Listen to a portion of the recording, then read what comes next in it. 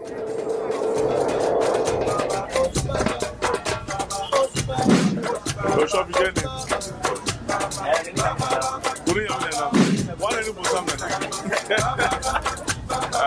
thank you. Oh, I know. That's what comes.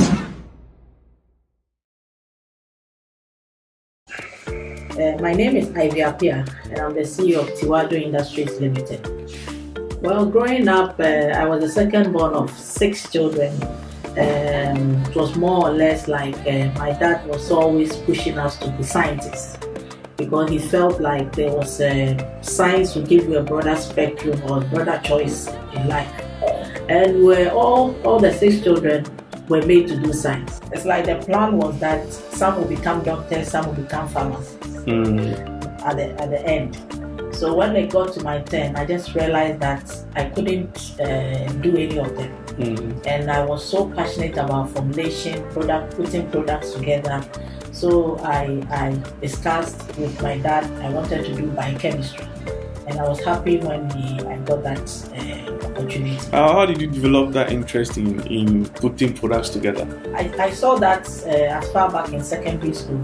I just realized that anytime we're going on vacation, I asked friends, I wanted to do something new at home. So I remember I'll ask them, who knows how to do, let's say, donuts? Who knows how to do fondant? And I really like the processed foods. Rather than asking who knows how to make, let's say, jollof, I'd rather ask who knows how to make yogurt, who knows how to make fan ice, who knows how to make, let's say, something that I don't know my reason for that, because I'm not somebody who likes formulating food, kitchen food. But when it comes to formulating products, let's say, who knows how to make cheese from home?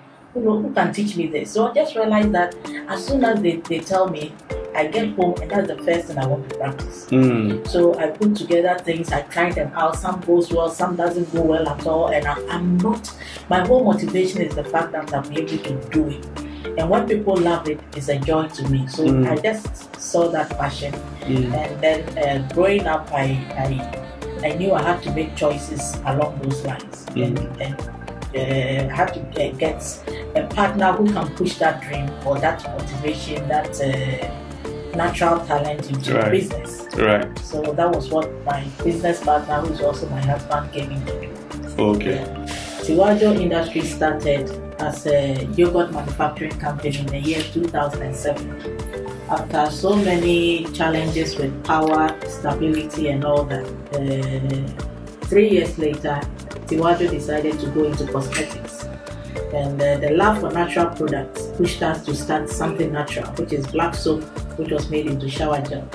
It became our #1 product that was running on the market. And later we added the black soap paste, we added the black soap bars, then we diverted into creams and lotions, and we are still adding on. So for the past 14 years since the company started, that is what we've been doing, and we are still adding on and improving. The company started with a passion to develop products, to employ the youth, and also to bridge the gap of unemployment, and also create employment as well. So it was a multi-passion that pushed us, myself and my partner, we are both biochemists, and we wanted to put our knowledge into action and also help with creating of jobs. So we started with formulation, moving from yogurt to cosmetics, and we are still moving. But our major dream is to get into bigger malls like Walmart, which has always been where we are heading towards. As we speak, we've been with Melcom for the past 10 years. We've been with ShopRite, Game, and other leading supermarkets where we sell our brand called Paradox. And Paradox Natural Cosmetics has been making waves on the market for the past years. We've done a lot of exports, and we used to supply ShopRite when they were in Nigeria as well. So we have been in ShopRite for some time now, more than 8 years. Game and other leading supermarkets. As well as in Ghana, or just in just Nigeria? Ghana. We are in Melcom, all the branches in Ghana. We also do exports, mostly under private label, whereby people come in and they want us to manufacture for them under their own brand. We do a lot of that for places like the US, the UK, and also even Nigeria. We have some clients who do private label, and also we have a lot of export to Saudi Arabia when it comes to private label. Saudi Arabia? Yes. That's one strange place I would never expect for something like that. Dubai as well. Really? Yes. Who buys them? Is it the Ghanaians over there, or? So there was an agent who noticed our product through the shops, like ShopRite. So when he confronted us and he asked us he had partners over there who he already supplied other products to. So we started dealing with him to those places. So we were doing it through agents, the company's agents who were coming for a tour or a trip in Ghana, and then that's how we got our export markets mostly. Wow. When you started business, the yogurt was the first thing you did? The yogurt was the first thing we did because in biochemistry there was a course called fermentation. And for me, that was the most practical part of the course, because I loved it. I fully understood the whole process. And if this is what biochemistry is basically about, the processing of a raw state product to a finished product. That was my job. So after the whole course, the fermentation class, that very day, as soon as I got out of the class, I got my own milk powder. That same day? That same day. You were not playing? I wasn't playing. And I remember my friend was also very enthusiastic about the whole product, the project of class. We even formed a company. And I remember we called it Iventogot, because it was Ivy and Sacramento. Oh, okay. So that whole thing made me so happy that I was part of that course. So when stepping out, and because my partner too also did biochemistry, stepping out of school, that was the first product that came to mind. And we explored yogurt in different forms. We started making yogurt into cups. And in that year, making yogurt into cups was not very popular in Ghana, because we started doing eating yogurt. Yogurt that you actually eat from the cup. When we started, it went well in the hotels, but coming back to the mass market, it wasn't going so well. In the mass market, they wanted something like ice cream. Your yogurt must be in a sachet, and people must be able to suck on it for a long time and enjoy the sweetness. So as much as we wanted to produce something natural, something healthy, we have to change our target. If we're going to focus on school children, then we have to make it more sweeter than we wanted to make it. And we have to make it more colorful, and we have to make it more, put them in sachets so that it will be cheaper, it will be easier for school children to have them. Right. So that was how the yogurt business started. Okay, so how come that didn't work out so well? Why the change? Okay, so yogurt is quite a perishable product. The yogurt was doing well. Even in 2010, it even won a national award, which was very good. But at the end of the day, there was a power issue around those years, 2008, 2009. Yeah. And we had a lot of waste going on. We tried hard to continue the cold chain, because when the yogurt is leaving your factory, it has to be chilled.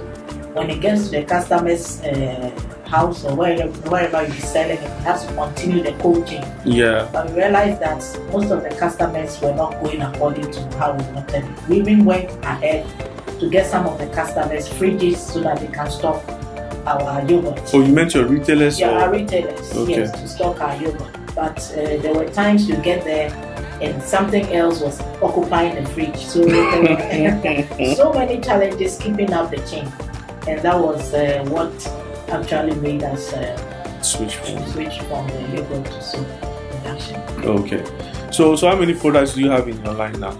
Right now, the last time I checked, it was 32. 32 products? 32 different varieties. Oh, okay. Yes. And how many categories? Okay, the categories, they may be around 7 or 8. But in terms of variants, we do a lot of research into the herbs we include in our production line.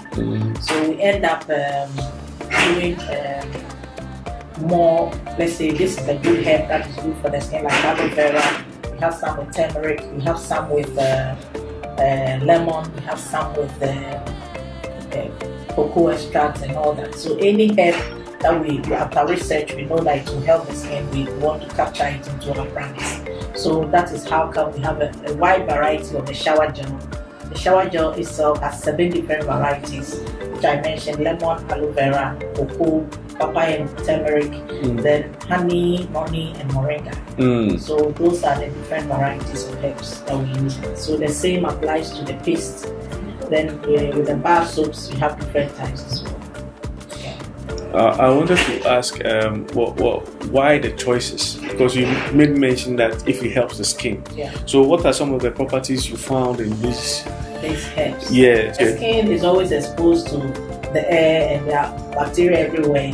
So the whole focus was to get it cleansed. Let's say morning and evening, we feel like we are really clean.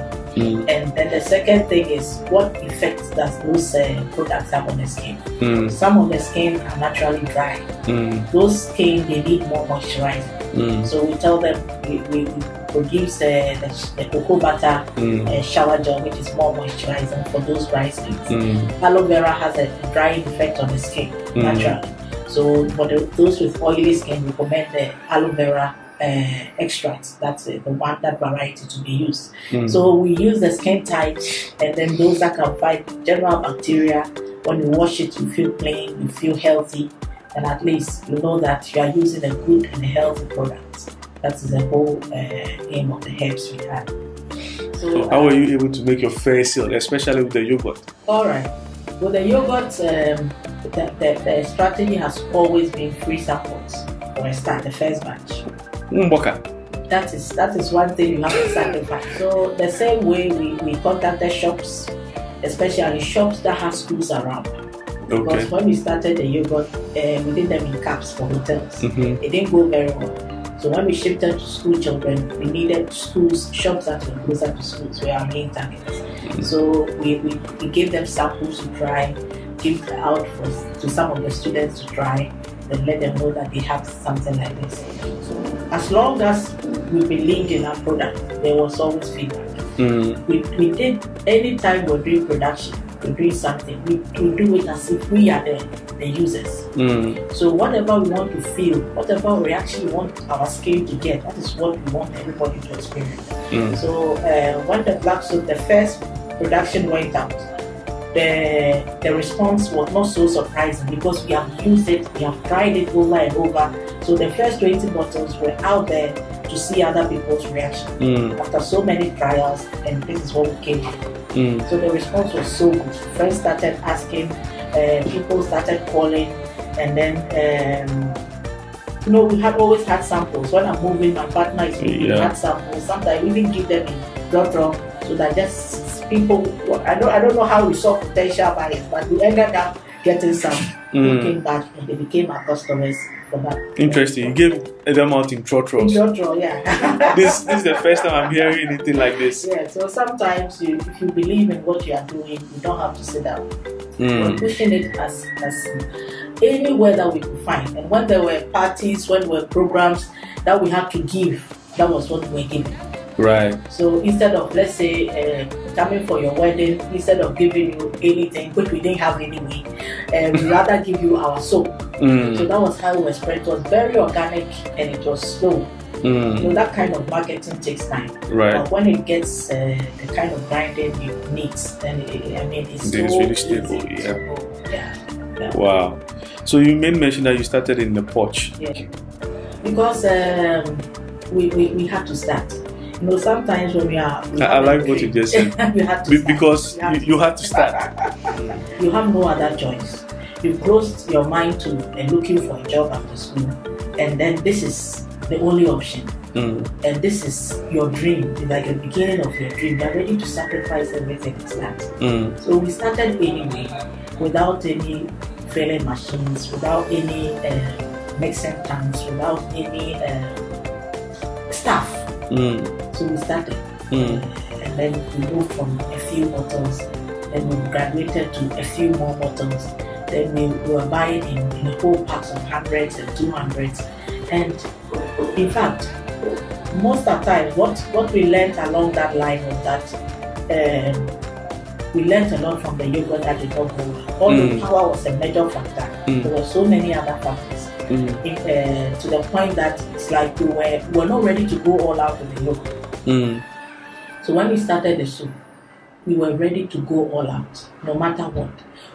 Wherever the shop is, we believe we can compete, and we're ready to go to so many places that people will think we are starting from a porch. You don't deserve to be there. So it's all about the mindset. We failed in the yogurt production.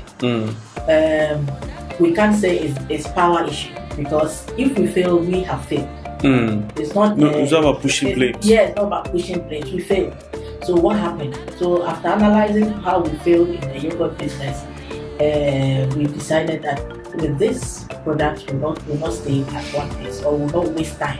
We'll do whatever it takes. All the regulations we need to meet, we go all out with it. Whatever payment, those times paying for those regulations went so much beyond us, but we were pushing ourselves.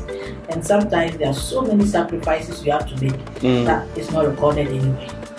So it's up to you to make those sacrifices. So we have to do it right, get the right people to come on board, the FDA, the standards, what were the standards for soap making and all that. We did it right. And then when we did that, we were able to explore the markets. We were confident to enter Melbourne. And I remember Malcolm told us we cannot take it to all our shops. You have to try it in one of our shops and see how you do it. And in fact, we all believe in prayer. When we are praying, you are doing your best as well. So I remember we pushed it, the price they were taking it was not very good, but we were ready to sacrifice and just get it. So there are so many ways to sacrifice. You may not even be making the profit on the first contract, but are you ready to sacrifice your profit for that first contract profit? So if you want to grow, you need to have a particular lifestyle. That one nobody will teach you. You have to teach yourself.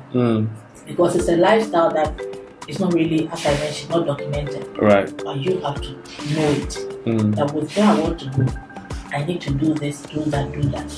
And I remember I told myself, I can't grow bigger out of my dresses, because I was not ready to buy new dresses. There were so many things to invest in, so many things to do, that I couldn't just sacrifice any of those things. So I remember my mom used to call, so how are you people doing?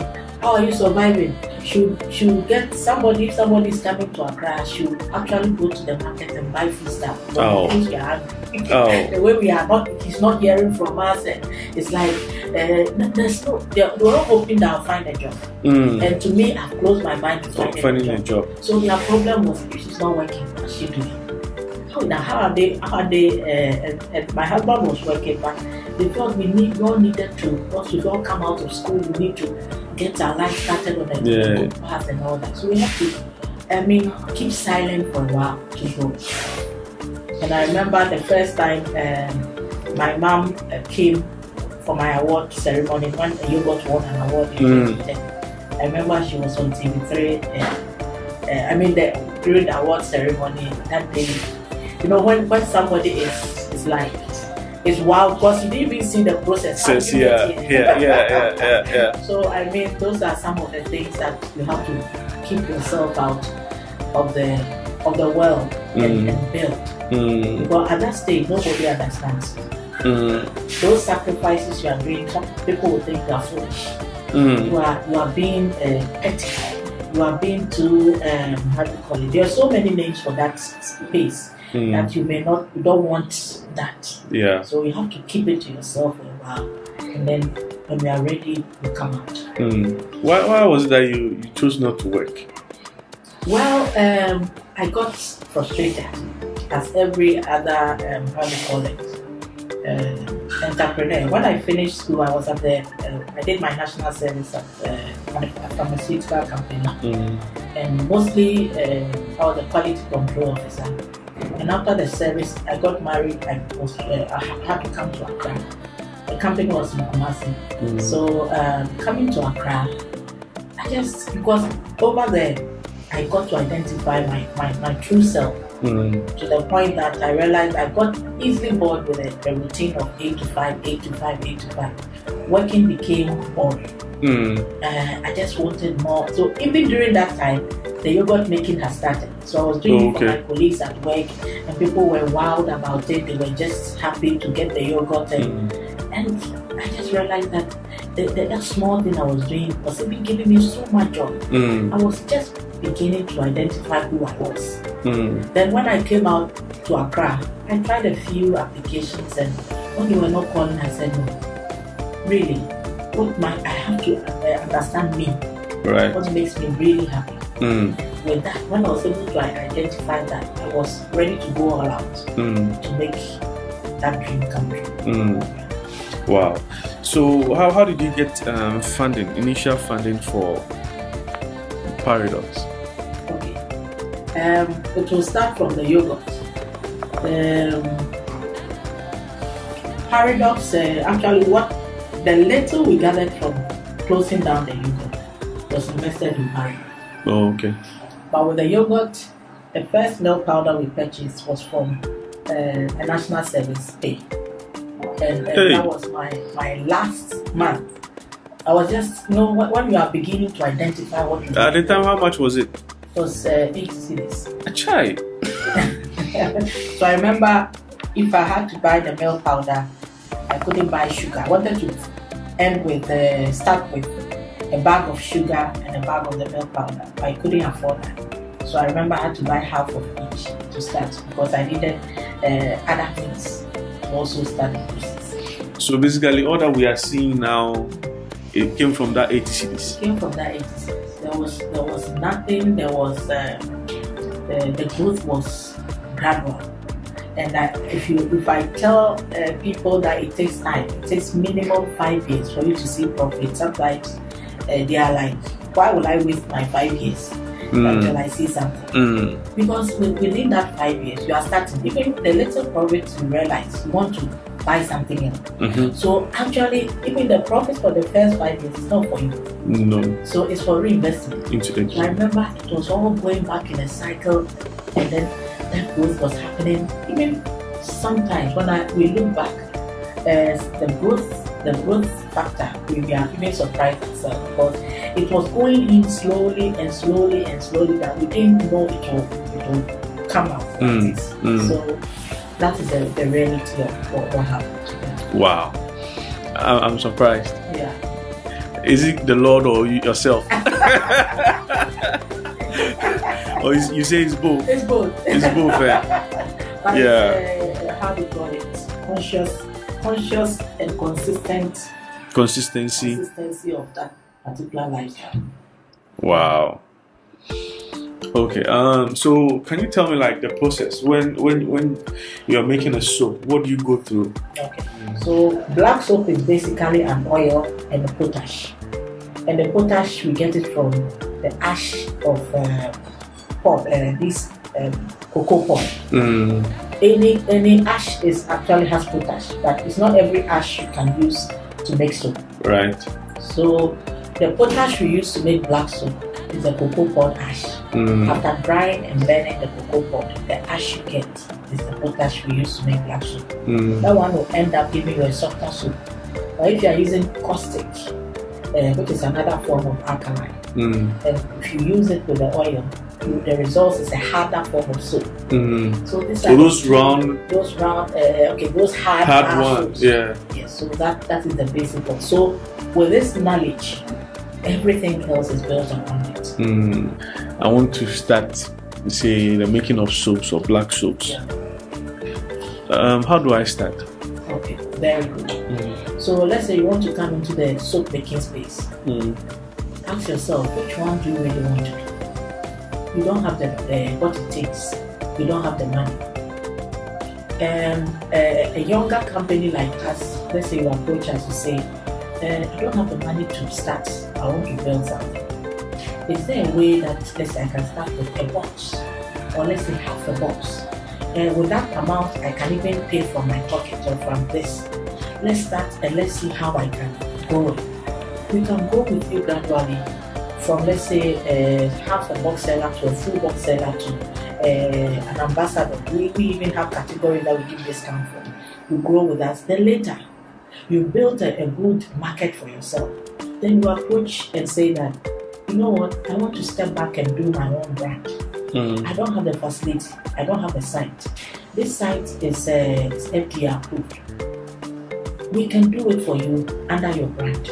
Right. So sometimes you have to look for the right people to work with or to deal with.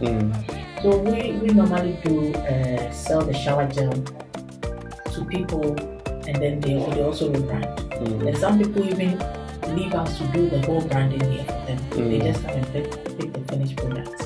So we are not asking the right questions. We are not asking for the right information. That's why we are not getting it. And we are not ready to build it gradually. So imagine you build from half a box to a full box to this to that. Now you want to step back and do your own brand.